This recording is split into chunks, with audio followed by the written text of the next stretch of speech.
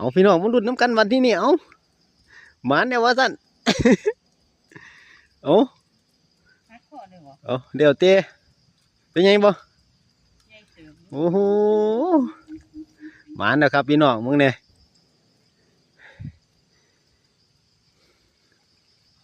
คนอีหยังมักลงขี้ต้มหาปลาดินี่บ้านแหเนาะครับ หน้าตาบ่ดีดอกแต่ว่าบ้านแหหมัน โอ้จุดจอดเลยครับแต่ขึ้นมาส่งดู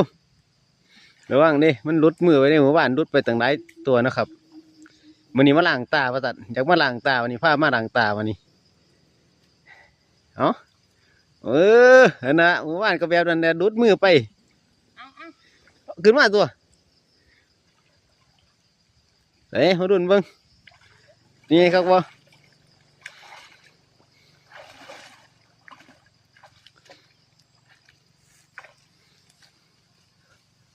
โอ้